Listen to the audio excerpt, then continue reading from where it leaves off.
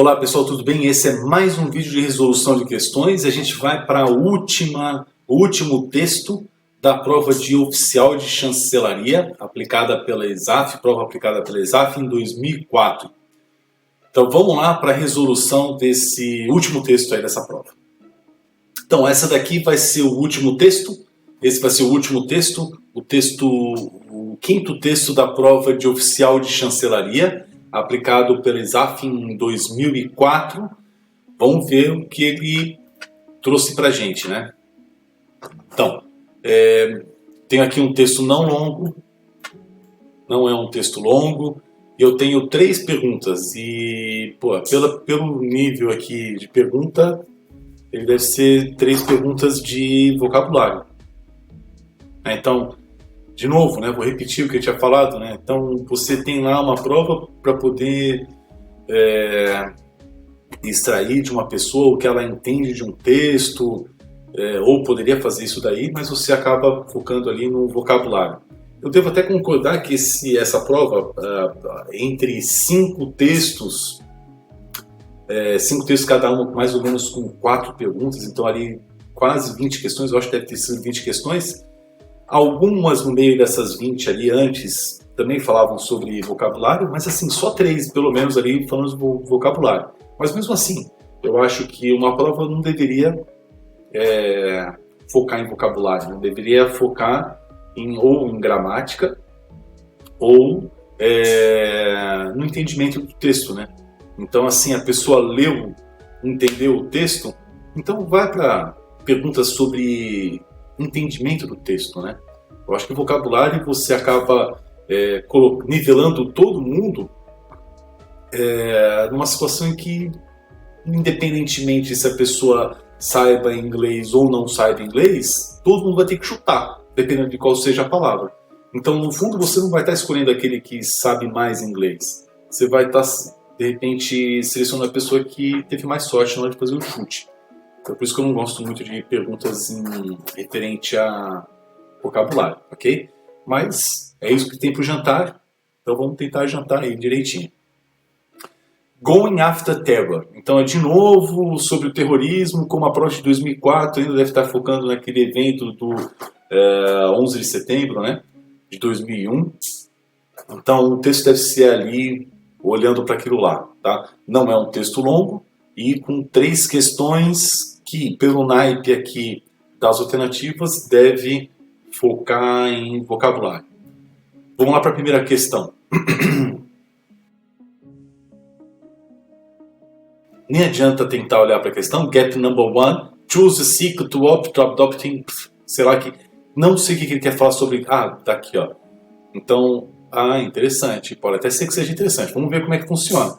Ele tem um texto e nesse texto ele coloca aqui, ó, 3 momentos, ó. Deixa eu até mudar a cor. Dar uma aumentada aqui. E eu vou, ó, tá vendo, ó? Esse daqui é o gap 1. No 2, então se eu voltar aqui, né? Eu tenho gap 1, gap 2, gap number 3. Então o texto, ele vai ter 3 gaps, 3 espaços, né? O gap 1, o gap 2 e o gap 3. Bem interessante essa questão. Bem interessante. Eu acho que eu vou morder a língua agora. Porque ele não é só um vocabulário, ele deve ser uma mistura de vocabulário, com um pouco de gramática e realmente entendimento para saber se você sabe inserir um verbo na situação que ele queira, tá? Então ele pega um pouquinho de tudo ali. É bem interessante essa formatação, vamos ver. De qualquer jeito, assim, para responder, eu vou ter que pelo menos ler até esse momento, tá? Então vamos lá. Last November, vamos ver aqui. Last November, Britain's Minister for Europe, Denis McShane, unleashed his notorious sharp tongue on the nation's 1.6 million Muslims. They must, blah blah, between the British way or the way of the terrorism, or the way of the terrorist. Eu vou até parar aqui, porque daqui eu já vou começar a entrar no segundo gap. Então, como eu vou focar no primeiro gap, vamos ler até aqui e não perder tempo, né? Então vamos lá de novo, dá uma olhadinha aqui de novo. Last November, Britain's Minister for Europe, Denis McShane, unleashed his notoriously sharp tongue on the nation's 1.6 million Muslims. And he said, they must between the British way or the way of the terrorist. Então assim, depois de must, eu não tenho o ing. Eu não posso falar adopting, por exemplo. Então esse adopting é totalmente errado. They must, adopting não existe. They must do something. A gente vai, depois, eu faço vídeos tanto de resolução de questão, quanto vídeos de gramática. Nos vídeos de gramática, eu estou ali explicando, em uma sequência, eu estou explicando os tempos verbais. Daqui a uns 7 vídeos, mais ou menos, eu vou entrar nos modal verbs. Must é modal verb. O que é um modal verb? Um outro exemplo de um modal verb? Will. Will, a gente trabalha com will pensando que ele é um auxiliar do futuro, mas no fundo ele é um modal verb. E todo modal verb tem a mesma estrutura. Então, se eu falo I will play football, todos os outros auxiliares vão ter essa mesma estrutura.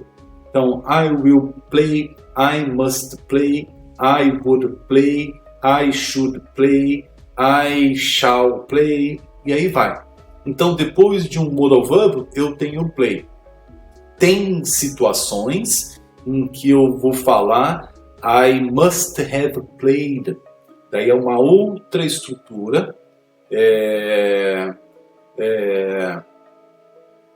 construída por um modal verb, tá? Para se referir a uma outra situação. Mas basicamente o que eu tenho é o modal verb sendo construído com um verbo na primeira coluna. Essa daí não vou dizer que é regra básica, mas 50% das situações é sempre assim. Depois ela dá uma variada ali, tá? Mas eu nunca tenho I will play, por exemplo.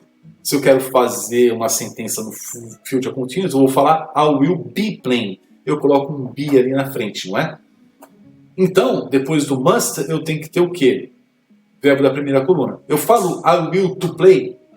Não falo I will to play. Se eu não falo I will to play, eu não falo I must to play. Então, se eu não falo I must to play, isso daqui também está errado. Então, gramaticalmente, essas duas estão erradas, essa aqui também. Must to differentiate. E eu vou ter, olha que interessante, duas, né? Então, assim, com base na gramática, eu eliminei 3 situações. Bacana. Então, assim, para quem sabe um pouquinho de inglês, já consegue eliminar 3 situações por causa do conhecimento que ele tem de gramática. Agora, vai vir um pouco do vocabulário, né? Então, vamos lá. No novembro passado, o ministro britânico para a Europa, esse cara aqui, liberou a língua de cobra dele em direção aos 1 milhões de muçulmanos e falou, eles devem, daí vem o verbo que a gente vai ter que escolher, eles devem, tarará, entre o jeito britânico e o jeito de um terrorista. Você acha que ele quis usar que verbo ali? Eles devem, daí eu tenho aqui 2 verbos, né? Choose e seek. Eles devem buscar ou eles devem escolher? Então, they must choose between ou they must seek between. Na verdade, quando você seek, quando você busca, quando você vai em busca de alguma coisa. Você busca alguma coisa.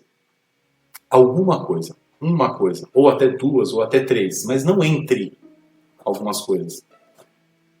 Quando você escolhe entre 2 ou mais opções. Então a minha resposta vai ser aqui choose. Tá? Então essa daí é a minha resposta. Choose between. Bem interessante essa, viu? Bem interessante, porque apesar de ser gramática, apesar de ser vocabulário, ela foi uma questão muito inteligente do meu ponto de vista aí. Bom, acertei a primeira questão, não foi uma questão difícil, ela foi bem interessante. As coisas que eu tive de problema aqui, né? Ou as coisas interessantes que eu achei na questão. To choose, to seek, to opt e to differentiate. Eu coloquei essas alternativas porque, como todas as alternativas eram sobre vocabulário, então vamos apresentar os vocabulários e como elas são estruturadas, quais são as preposições relacionadas a cada um desses verbos, né? Então, to choose is to decide which one of a number of things or people you want. Então, you choose between two things or you choose from a group of things, ok? Translation, escolher. Então, you choose between or you choose from. To seek, to try to achieve or get something. To seek something. Translation, procurar. To opt, to choose one thing or to do one thing instead of another. Então, to opt for something. To opt for, preposition for, optar. E to differentiate, eu mais coloquei essa daqui por causa da pronúncia, né? Então você tem different, com stress lá na primeira sílaba, mas quando você transforma isso daí num verbo, to differentiate, você vai para a terceira sílaba, né? Differentiate, tá? To recognize or express, palavra difícil de falar, differentiate, mas é isso aí. To recognize or express the difference between things or people. Differentiate between this or that, por exemplo. Or to differentiate this from that. Então, between ou from, essas são as duas preposições que podem ser usadas, ok? Gap number 2. Então, de novo, né? Pledge, espouse, champion, advance, address. Eu tenho aqui 5 palavras. Vou ter que ler o texto. Então até aqui a gente já leu. Vamos continuar daqui para frente. Vamos continuar desse momento aqui para frente. Daqui, né? Para entender, e vamos ler até aqui. Para entender o que ele quer que a gente coloque nesse gap aqui, ok? Então vamos lá. Muslim leaders hit back furiously, calling the minister ill-informed and tartling urging him to the causes behind the terrorism, such as the oaths of Iraq and the Palestinians. Mr. McShane's apology for any misunderstanding was brushed aside. Nossa, um monte de palavrinha aqui que eu nunca tinha lido, na verdade. Então esse tartling, ele é uma palavra nova. Vou até marcar aqui. Tartling, uma palavra nova para mim. Ou, não sei qual a pronúncia, depois eu vejo qual a pronúncia certinha e coloco aqui. Também é uma palavra nova. E alguma palavra aqui um pouco mais rebuscada, um pouco mais interessante. Mas esse tartling, apesar de ser uma palavra nova, ela não atrapalha o meu entendimento, porque ele é um advérbio ou um adjetivo, né? Esse daqui, such as the oaths of Iraq, também não atrapalha tanto, porque o meu foco é nesse daqui. Então esse daqui não atrapalha, eu foco nessa palavra e continuo lá com o meu entendimento, né? Então o que eu vou ter aqui é um verbo, né? Até por causa dessa preposição aqui, né? Que não é uma preposição, Mas assim, esse to aí na frente já me direciona quase que certeiramente para um verbo. E eu consigo entender, porque assim, calling the minister will inform and urging him to do something. Urging him to do something. Então assim, urging him, impelindo ele a fazer alguma coisa. Impelindo ele a fazer o quê? As causas por trás do terrorismo. Então vamos lá, o que eu tenho aqui de tradução, né? Os líderes muçulmanos encararam a situação, né? Então bateram de frente com ele furiosamente, chamando o ministro de ill. Ill é doente. Então, ill-informed seria informado erroneamente, né? Ou tendo uma informação doentia, ou seja, resumidamente, mal informado, tá? Para não entrar em muitos detalhes. And the startling urging, startling, não sei o que é, mas é um advérbio. And urging him to, então, compelindo ele a as causas por trás do terrorismo, como os OUs de Iraque dos palestinos. Então, as desculpas do Mr. McCain foram, na verdade, jogadas para o lado, né? Então, empurradas, varridas ao lado, por qualquer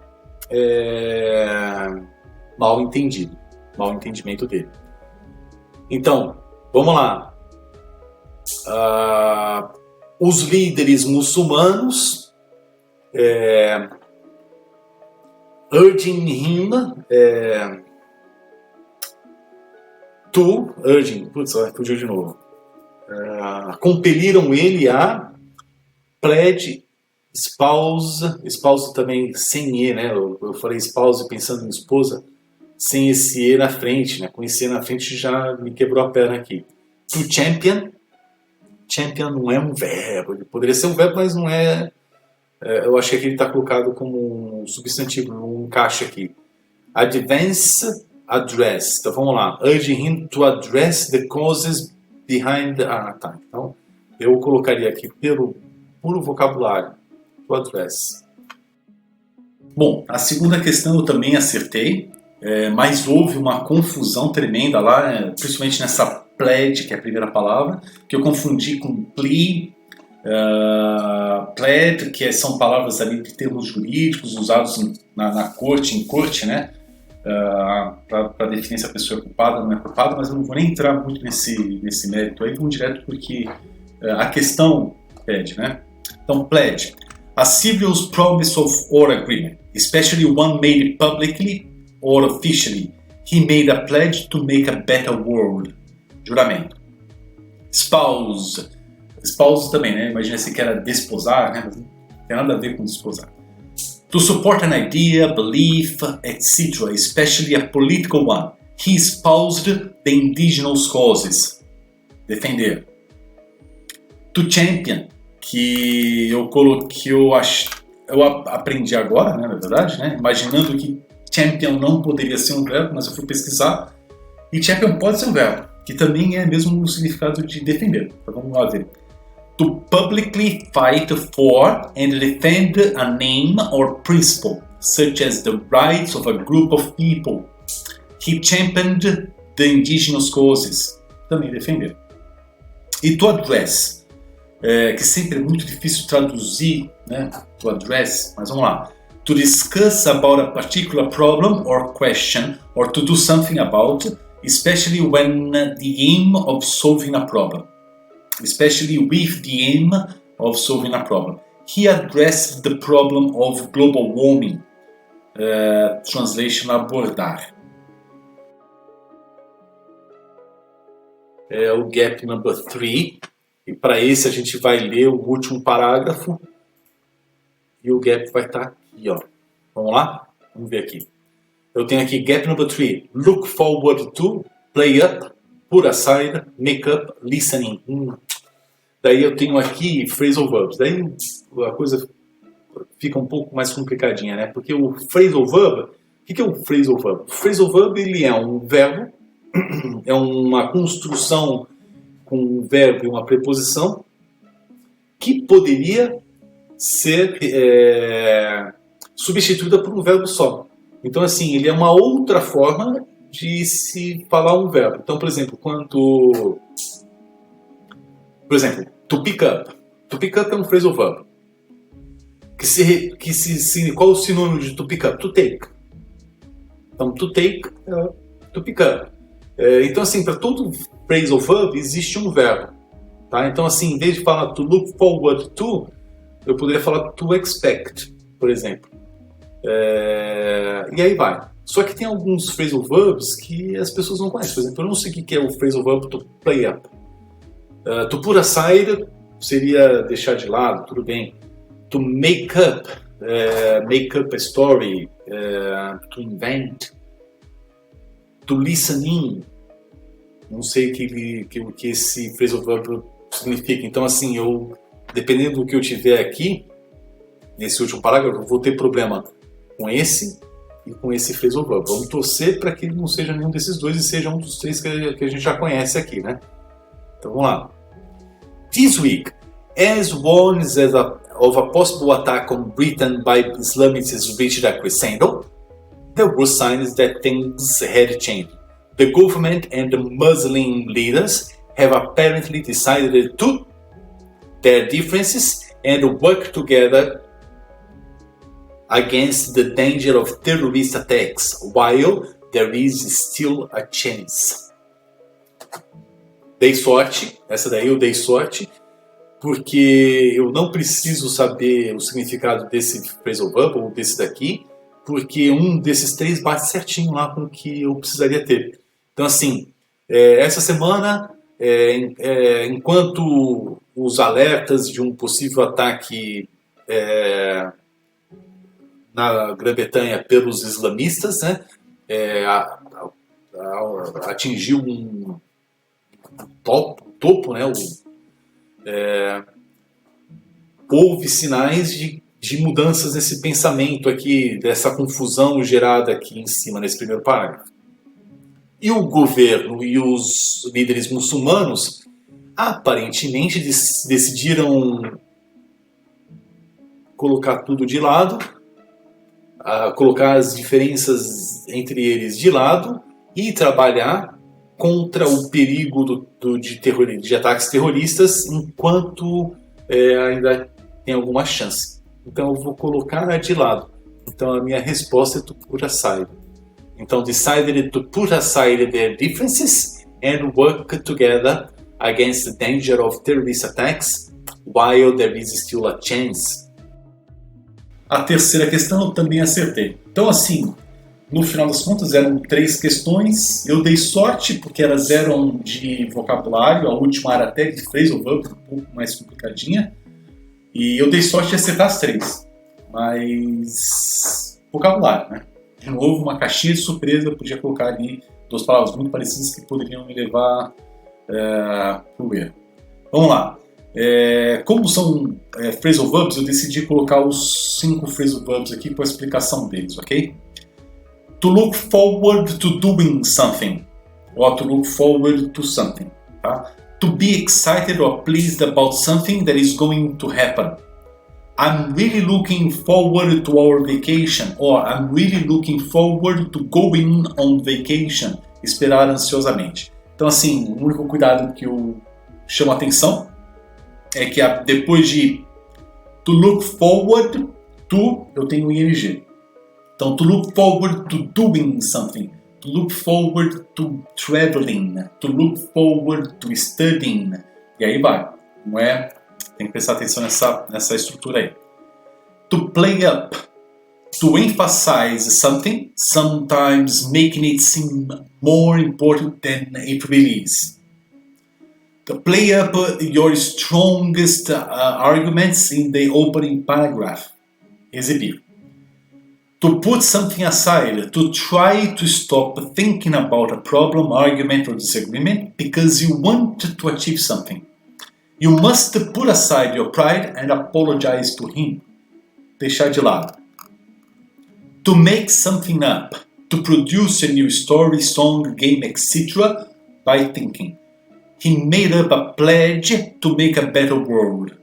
Translation, inventar. You made up the whole story, didn't you? Esse é um outro exemplo aí que eu coloquei. Confusãozinha aqui. Deixa eu ver aqui para exemplo. To listen to someone's conversation when they do not want you to listen to. I think someone is listening on us. Esse daqui é um exemplo, né?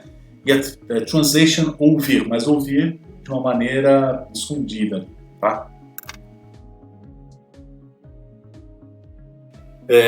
Going after terror. Source: www.economist.co.uk, April 2004, adapted. Last November, Britain's Minister for Europe, Denis McShane, unleashed his notoriously sharp tongue on the nation's 1.6 million Muslims. They must... qual era a pergunta aqui? Qual era a resposta? They must choose between the British way or the way of the terrorist. Muslim leaders hit back fiercely, calling the minister well-informed and tartly urging him to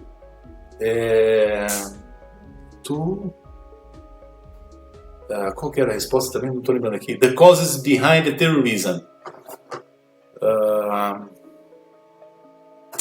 Tem que ir lá na resposta lá. Essa. To address, tá. To address. Então vamos voltar um pouquinho. Muslim leaders hit back fiercely, calling the minister well-informed and tartly urging him to address the causes behind terrorism, such as the, não sei a pronúncia, woes of Iraq and the Palestinians. Mr. McShane's apology for any misunderstanding was brushed aside. Tá, então, vamos lá. This week, as warnings of a possible attack on Britain by Islamists reached a crescendo, there were signs that things had changed. The government and the Muslim leaders have apparently decided to put aside their differences and work together against the danger of terrorist attacks while there is still a chance. Vamos traduzir rapidinho aqui, porque quando eu fiz a segunda pergunta, eu fiz eu acho que uma inversão ali de alguma coisa. Dessa parte aqui, eu queria então enfatizar isso aqui. Então, eu já traduzi quase tudo enquanto a gente fazia as perguntas, eu só queria corrigir essa parte. Então, corrigindo aqui. Então, os líderes muçulmanos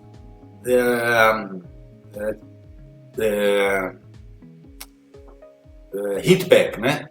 Furiously. Então, eles furiosamente devolveram lá o que eles... então, assim, um atacou o outro foi lá e contra-atacou. Calling the minister well-informed, chamando o ministro de mal informado, sendo bem simpático nessa hora. And tartly, não sei o que é tartly, compelindo ele a se referir às causas por trás do terrorismo, como os Wills, não sei o que é, nem a pronúncia, de Iraque e dos palestinos. Mr. McShane's apology for any misunderstanding was brushed aside. Então, assim, as desculpas de Mr. McShane para qualquer mal entendido foram colocadas de lado. Daí depois ele continua o texto aqui, ok? Bom, acabou de ler o texto, eu marquei aqui alguns itens que eu achei que são importantes para serem discutidos ou apresentados, né? Então, unleashed, sharp tongue, Muslims to hit back, ill-informed, tartly, urging someone to do something, apology, misunderstanding, brushed aside, reached a crescendo, e who, cadê? Who, essa é a pronúncia, né? Wow. Vamos lá ver o que são cada um deles aqui. To unleash, to suddenly let a strong force, feeling, etc. have its full effect. Translation, desencadear. Sharp tongue, when a person says things in a disapproving or unfriendly way which often upsets people. É aquele língua afiada, né? Muslim, someone whose religion is Islam. Muçulmano. To hit back, to attack or criticize a person or group that has attacked or criticized you. To retaliate, revidar. Ill-informed, knowing less than you should about a particular subject. Translation, mal informado. Tart, food that is tart has a sharp, sour taste. O advérbio tartly é o advérbio da palavra tart. A translation, severamente, de forma azeda, né? To urge someone to do something. To strongly suggest that someone does something. Incitar. Woe, né? Great sadness, desgraça. Apology, something that you say or write to show that you are sorry for doing something wrong. Desculpa. Mas aqui também foi uma palavra que eu na hora pensei que fosse desculpar, mas apology é um substantivo, apologize é o verbo, o substantivo apology. Misunderstanding, eu já fiz uma breve explicação antes, mas é a problem caused by someone not understanding a question, situation or instruction correctly. Mal entendimento. E to brush aside, to refuse to listen to someone or refuse to consider something. Translation, afastar ou deixar de lado. Então, eu queria, antes de finalizar o vídeo, agradecer a professora Helena, lá de Minas Gerais, de novo. Vou fazer isso nos vídeos porque ela sempre está mandando mensagem para mim, me corrigindo, às vezes fazendo uma pergunta, mas geralmente ela dá uns toques ali no vídeo, por exemplo, poxa, você está aparecendo em cima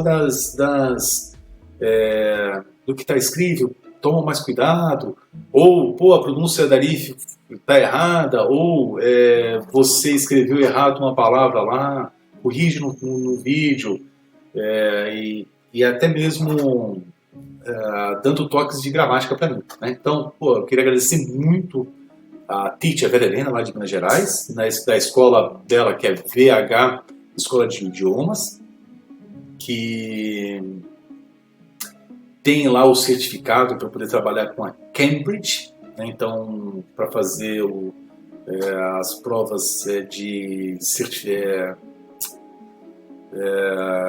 do certificado do Cambridge, tá? E o contato dela é vhescoladidiomas@gmail.com. Como ela já trabalhava com aulas online, há um tempo já ela faz isso, fala mais de anos fazendo isso daí. Quando veio a pandemia, ela não sofreu tanto, porque ela já fazia isso, já era da estrutura da escola dela, tanto aula presencial quanto aula virtual. Então ela não sofreu tanto, porque ela já tinha a estrutura para trabalhar com aula virtual. Então qualquer coisa, manda lá um e-mail para ela lá para saber como é que funciona, ok? E qualquer pergunta que vocês tenham, manda um e-mail para inglês para você 2@gmail.com. Tem o Instagram e tem o Facebook também, ok?